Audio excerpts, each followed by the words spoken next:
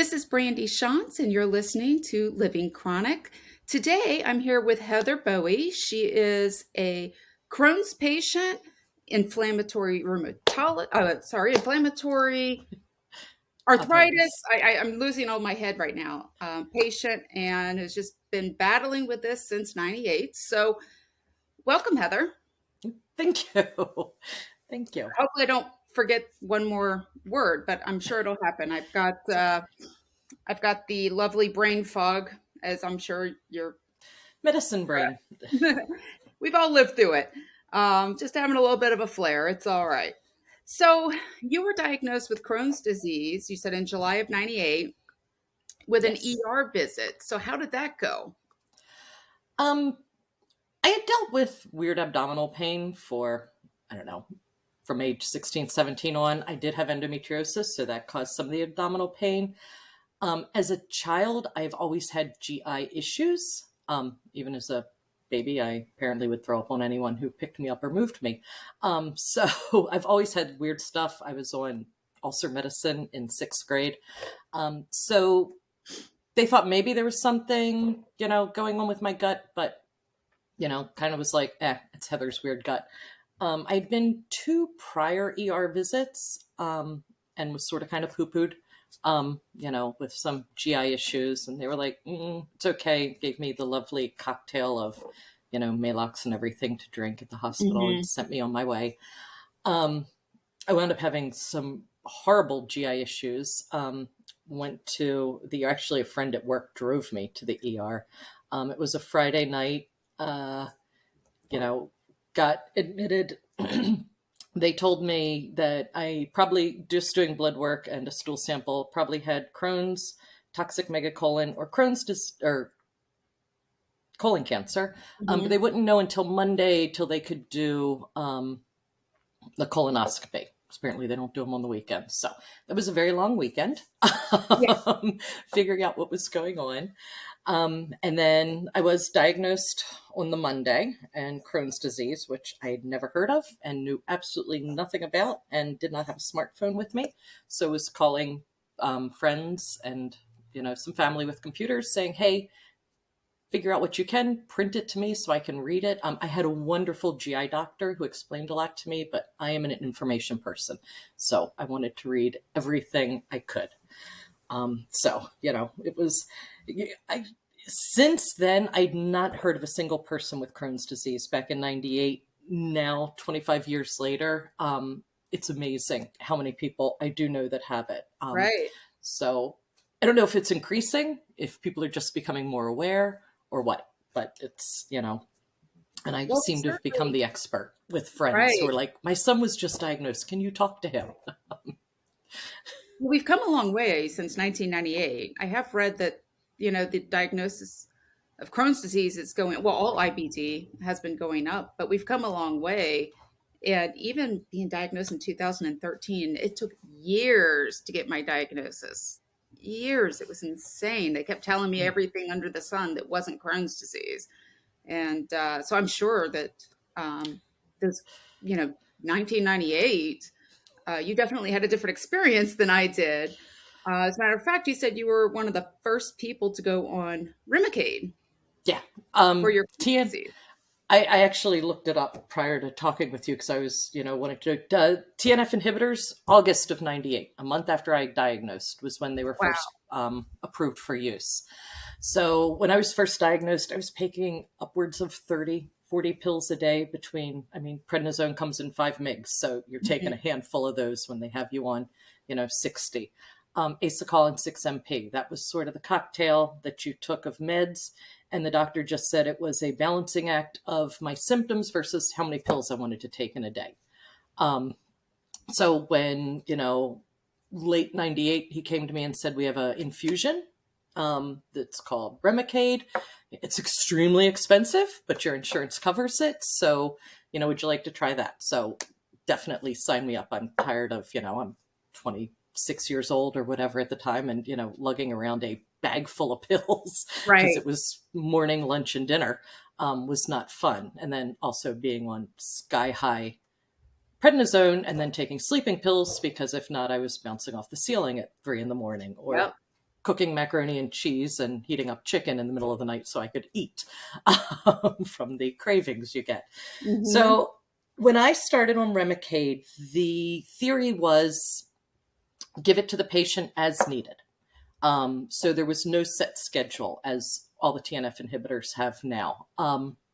So, I'd have it maybe once, twice a year. And that kept it, going pretty well.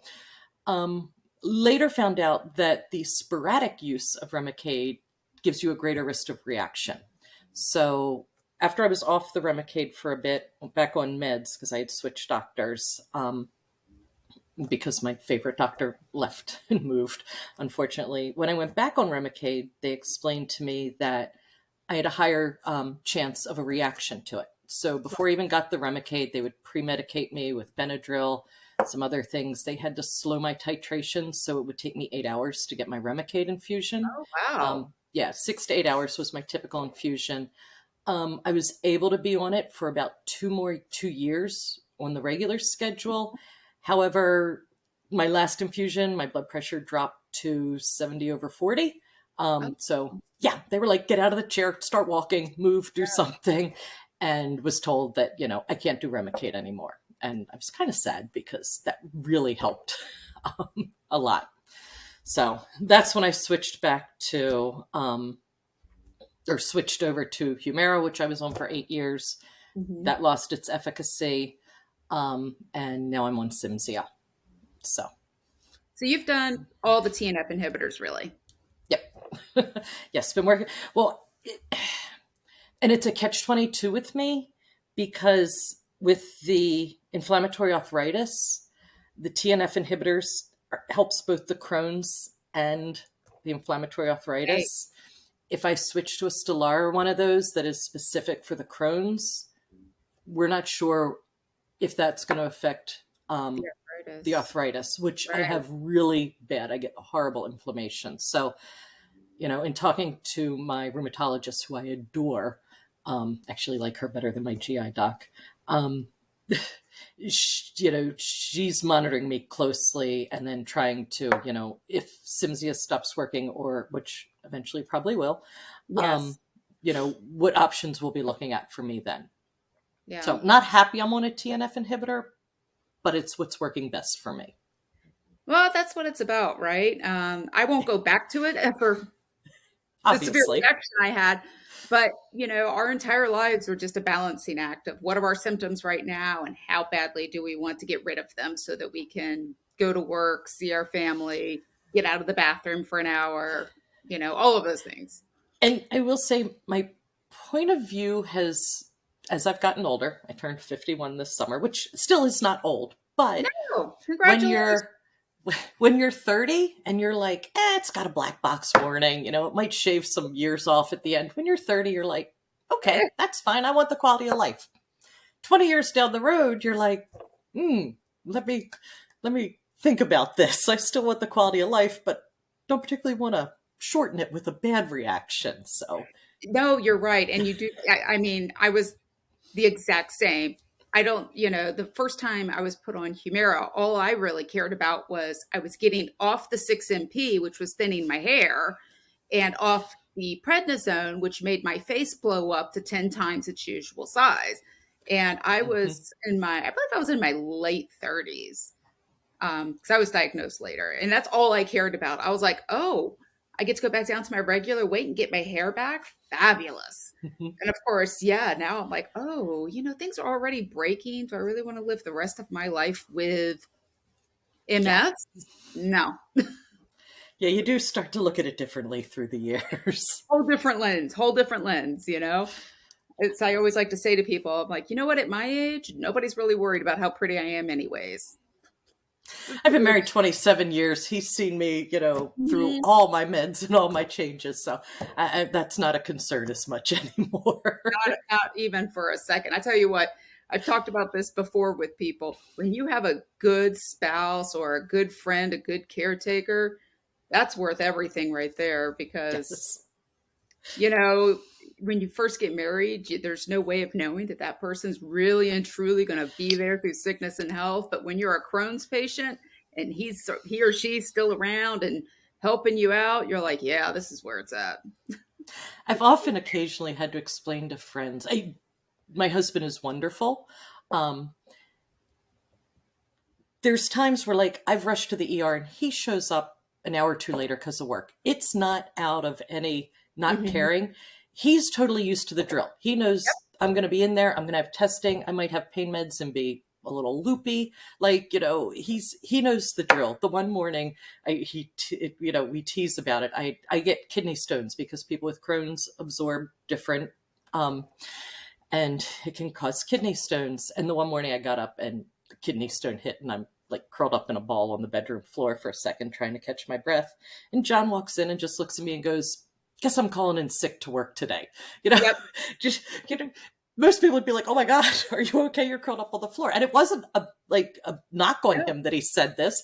It's just, they get used to it. It just becomes part of the routine. And I Standard. appreciate that because I couldn't deal with someone who'd be like, "Oh my God, are you okay?" He knows I'm in pain. Leave me alone. Just, you do Well, no, what you need to exactly. do and we'll go to the I don't hospital. even need to tell my husband what we need to do. Yep. Somehow, somewhere along the way, as I'm on the floor in pain, there's already been a call to the ER. They're expecting me. He's got the car up and running. Hmm. He's just like, Yeah. Franny, just come on. Let's Yeah. go. But Yeah. So a good caretaker doesn't need to be a smothering checking on you all the time. no, It's just someone who knows what you need and sometimes knows if you're in pain, you just want to be left exactly. alone. Or you don't want to talk about it. Like I have Yeah. Crohn's disease. Please don't ask details. Yeah. Exactly. If I'm with another patient sometime, it's like, okay, this is what I saw yesterday and it was not good. But my husband, he's seen a lot, but and I'm surprised he's still attracted to me. But sometimes I would just want to protect him, and he understands that. I'm like, babe, don't come in here. Don't come in here. Yes. I Try to be can attracted to definitely me next. relate. Yeah, definitely. Talking about the people who love us most, I learned something new from you today because I never had children, so I didn't know how Crohn's would ever affect me going through a pregnancy, and it affected you post birth in a Yes. bad way. Yeah. I was in remission and pretty steady on meds when I got pregnant. And actually, because of the endometriosis and the Crohn's, we weren't even sure, if we were going to get pregnant. Actually, I found out on a Saturday I was pregnant. We were scheduled for our first IVF appointment on Monday. So it worked out very well. Quite surprised, but good surprise. I was in remission when I got pregnant and stayed in remission. Had a very healthy pregnancy, no gut issues. It was like, whoa, I'm not on meds. My gut's acting normal. What am I, 14 again or something? This is awesome. See, the beginning of Um, the story sounds like, yes, get pregnant. beginning of the story was great. A few, we had message boards back then on the internet. There wasn't Facebook and whatnot. And a few of the message boards from Crohn's, I sort of seen that post pregnancy with the hormone dump that all women experience, Mm. your great thick hair starts thinning, all those things, that Crohn's can flare post pregnancy. So it's like, okay, we'll see. Well, yeah, that was 100% correct. I didn't breastfeed Mackenzie, so I could get on my medicines again quickly because they're not really compatible with breastfeeding. Yeah. So, and had some judgy people who were like, "Oh, you really need to breastfeed." I'm like, "No, I really need to get And medicine how back you in my really body. Yeah, it'll be better for her if she has a healthy mom," which, was a little hit or miss. Probably the first 6 months after I gave birth, I was in the hospital cumulatively almost about a month. That's when I started to really have the issues with the inflammatory arthritis Mhm. from the Crohn's. It's very depressing when you have a newborn and you can barely get off the sofa to, pick up, hold, move around with your child. Luckily, my husband became a stay-at-home dad after she was born because he had a wife that was having a lot of issues with her Crohn's and a lot of joint issues, and a newborn baby, which Mhm. thankfully newborns aren't like toddlers and running everywhere. So that Oh, was yeah. one helpful thing with him. But yes, postpartum, it was really hard. I had gone to a rheumatologist. Um, because this was, like I said, really when the joint issues started. The first one I went to told me I was just depressed and needed to exercise. Um, I tried to explain, I've read that Crohn's disease, you can have joint issues as, other things, and, got poo pooed and told I'm just depressed. So fired him immediately, never went back, and found a Always the wonderful, best result when somebody says that to you. yes, found a wonderful rheumatologist who specialized in people who had IBD and IBS. Mhm. At Hopkins through a friend who hooked me up, and he was amazing and like explained everything that I was going through, and that it was normal that these, joints hurt, that this was going on, and tied it to my Crohn's. So, and then unfortunately moved to another state again to practice medicine.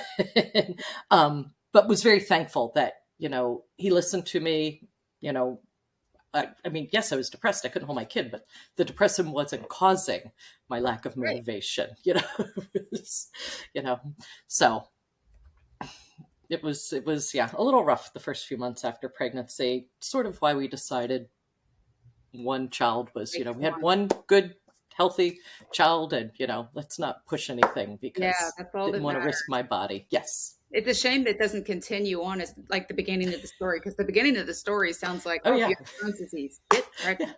I I'm would just going love, to get pregnant all the time because this no is meds, awesome. intuition, give it to me. Yeah.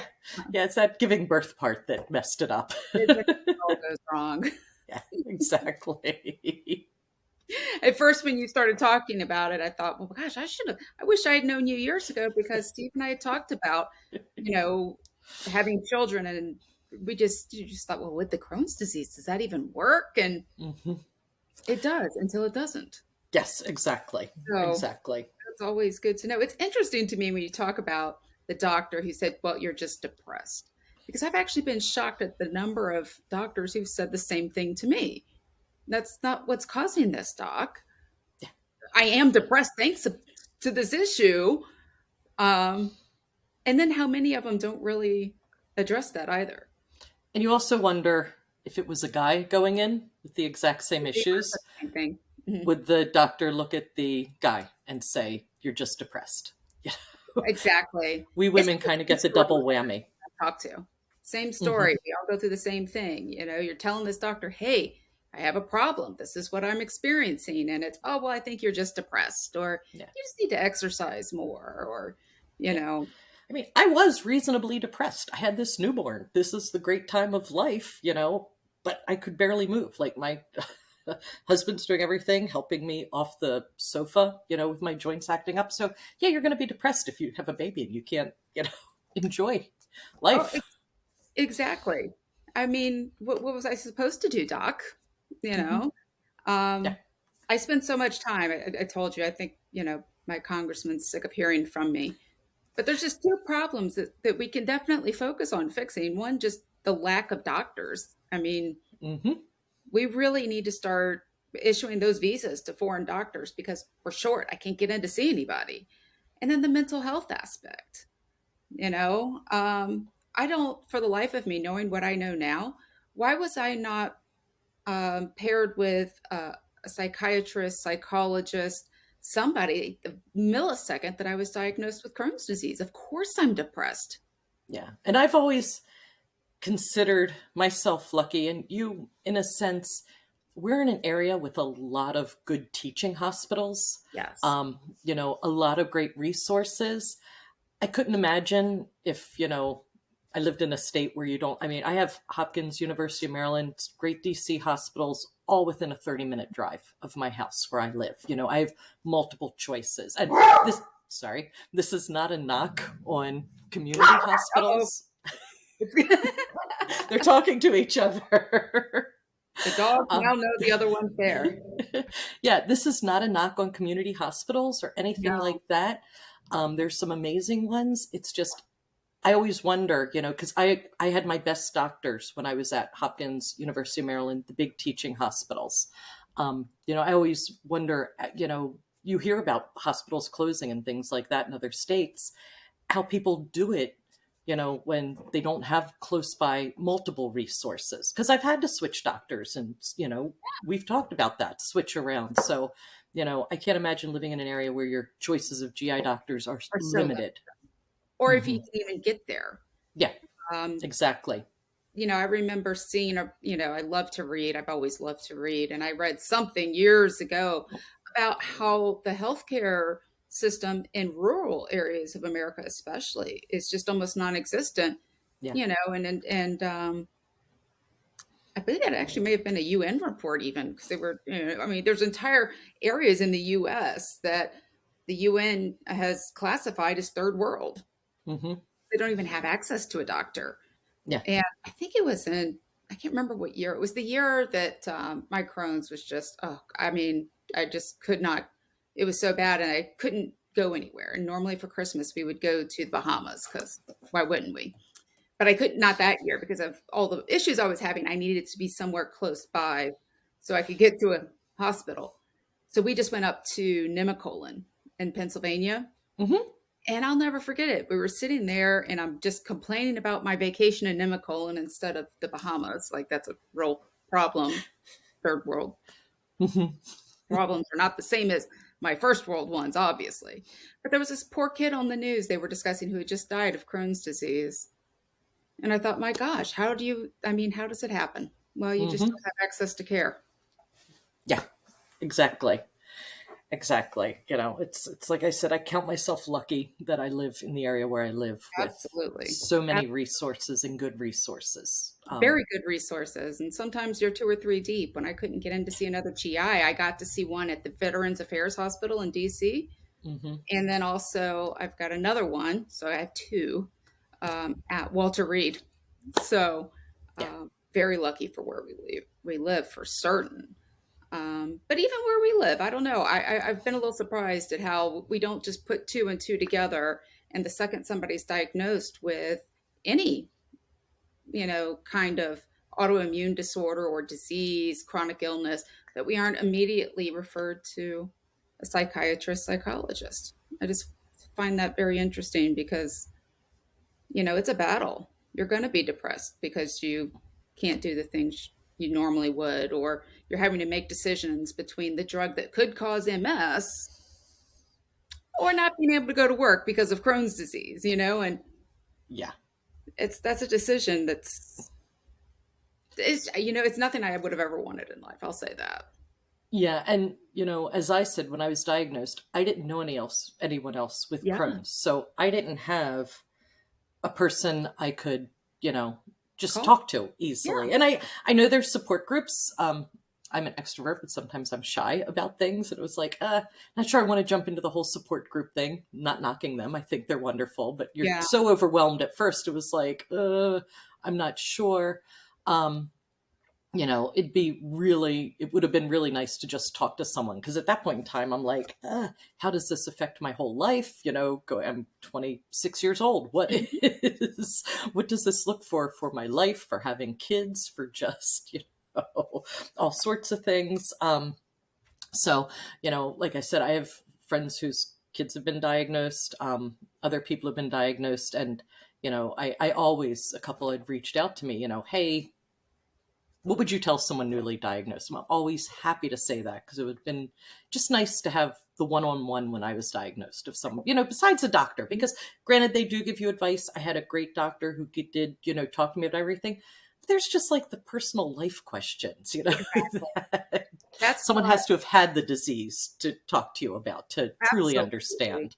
Absolutely. That's why I keep asking I ask everybody, what do you wish you knew when you were first diagnosed? Because there was just so much that just no one told me. Simple things too. I did an interview with a director from the Crohn's and Colitis Foundation a couple of weeks ago, Hmm. and we talked about little things that you don't know and nobody thinks to tell you. Like when the doctor says you're in clinical remission, that does not mean the symptoms are all gone. And that just confused me at first. I thought, well, what do you mean I'm in clinical remission? I'm still Yeah. dealing with a lot of stuff here, guy. It's just nobody told me about the protections I would have in the workforce either. I just assumed Yes.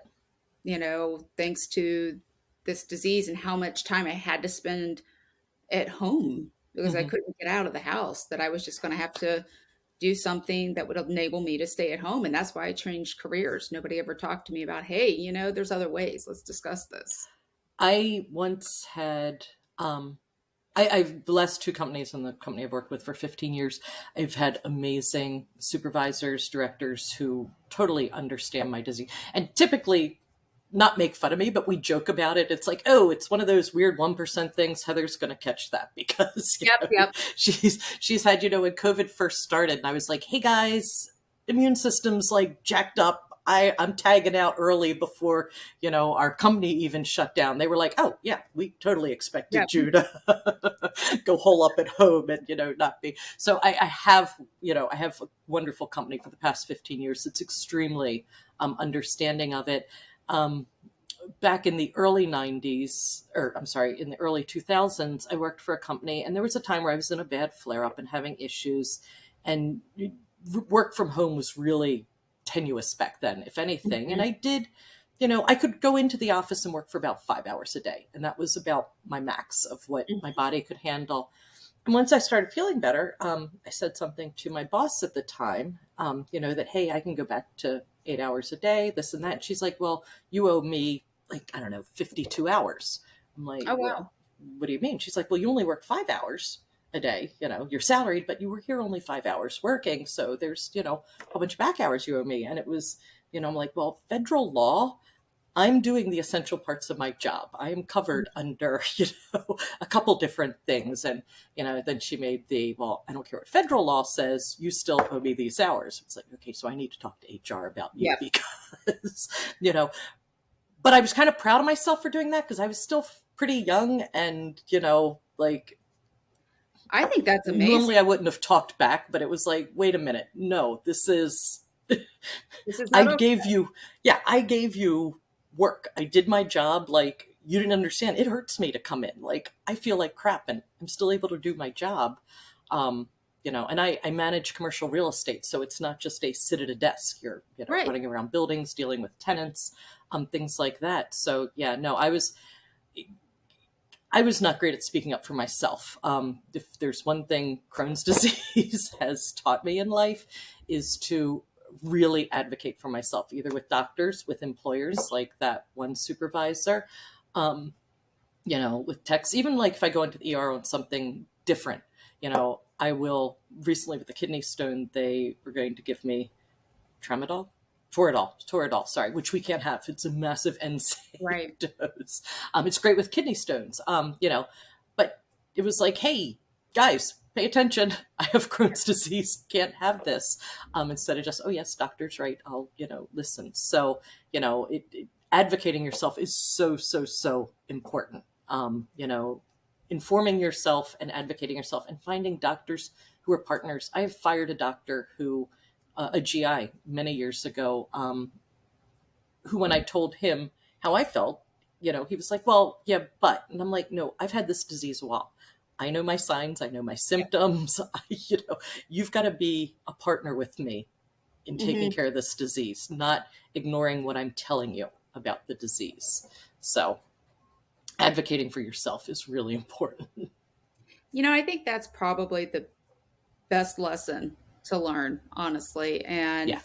And good for you. Know how to stand up and go to HR like that. It's taken me years. It took me years to get to a point to say, you know what? I'm disabled. I'm covered by certain laws.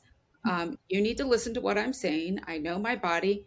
As I've said so many times, I think I've gone numb. I just forget I'm even saying it. Is now I didn't go to medical school, but I know exactly when something's wrong with me. So you need to go back and take another look and see what else we can do here. Yeah. It took me a really long time. Yeah. It does. And you have, you know, also when I was first diagnosed, there wasn't all the extra looking at all the pain meds. It was Right. before the Sackler family and all the issues, and that, and they would give pain meds for the Crohn's for when you were Mhm. in pain. Um, and I remember once the opioid issues started becoming more prevalent with the doctors. Having one or two ER doctors, I think, thought I was pain med shopping type of thing. Right. I And, have it's experienced that as well. always so frustrating. It's like, no, I know that they come in and say, oh, I have a kidney stone, so I need you to give me this. Like, no, mine's legit. Like, this is legit pain. I swear. And it's frustrating when, they look at you that way. I, tease my husband because, he's been in the ER and hospitals with me many times, and he's familiar with a lot of the pain meds I get. And I've told him, don't mention any pain meds because they're going to think, Yeah. I'm here just for that. Like, I know you're doing it because you know which ones work best for me, but don't say anything because I don't want them to think I'm, hospital hopping to get pain meds. Um, Well, and I believe, I've read about this. I obviously have never been able to see it myself, not being in the medical industry, but I have read that there's now something doctors or some network they can put in there and say, mhm, Brandy Shantz, she's in here looking for meds again, mhm. and they can actually try to flag you, Yeah. which is really frustrating. I understand there's people who are addicted and they are shopping, but Yeah. you Oh, I know, know that's an issue, but I get this year I've had 4 kidney stones that have put me in the ER because they've yeah, just flattened me out. And, you get nervous also when you go in because yes. you're like, are they gonna, this is the fourth time to the same ER. Are they gonna, just wonder about me? So, and there is an issue, I'm not knocking that, but it's Mhm. also hard when you have legitimate things and you're trying, because then you start doubting yourself like, oh my God, I look like, I think the I'm same thing. doing this. Everybody So thinks I'm faking it. yeah, yeah. Um, So I that had to, that well, balancing that with your self advocation, sometimes it's you're hard. just like, how do I land in this? I'm always trying to over justify myself. Really, I don't like drugs. I don't like to take I drugs. swear, I handle pain well. If I'm in here saying I'm in pain, it's really high pain. Like, yeah, you do that. I was just doing that. I tore my meniscus over the summer and it's hurting again. And like literally, again, I'm doing the over justification with the Mhm. doctor. I'm like, I normally ignore the pain. It's not Yep, that bad. But now I'm here because it really hurts right now. Like, you just. You just start babbling on about, I all the promise I'm time, in pain. all the time. I got lucky for a while. I was always, when I needed to go to the ER, Steve would just take me straight to Walter Reed. And there was a nurse in the ER that I swear she was always there when I was, and she knew my favorite pain med. She knew all my issues. She could step in for anything. No, no, this is Brandy. She's got Crohn's disease. We're dealing with some extra stuff. We might have an infection. You know, though she doesn't like that pain med, let's give her this one. She was brilliant. Brilliant. I miss her because, I didn't have to do the explanation thing. She's like, no, no, everybody, back up. I That picked one. when I had my hysterectomy, I remember waking up and I was still in pain, and the nurse was saying something to my doctor at the time, and he was like, "It's Heather. You can give her another dose of pain." We know And her. like, We know her. it's all good. Built up a tolerance over the years. Yes, exactly. So good doctors are great. They They really know and are. understand you. They're Oh, irreplaceable. I I have cried tears when I've lost a favorite doctor or nurse. Like, Yes, no, he you can't. retired last year, and I was like, no, no, no, no, no, No, no. no. I had an amazing Please. doctor at Walter Reed that was so good. I'll never forget him. He would call and check on me.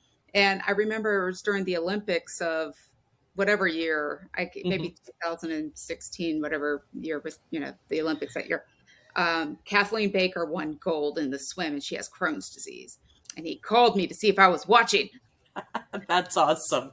And I just thought that was great because, he was so proud of me for still being athletic despite having the Crohn's disease.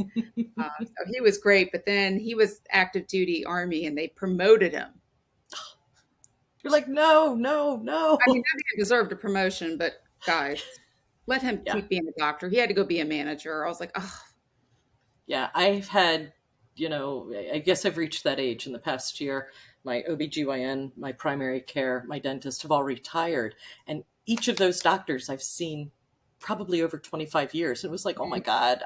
Even just starting with the primary, it was like the last guy has seen me since I quit my pediatrician, like at age 20. So he has 30 some years of records on me. It was like, how do I start with the new primary care yeah, explaining, here's my quirky body yeah. and here's all the issues it I has usually start had. with get comfortable. We have a story.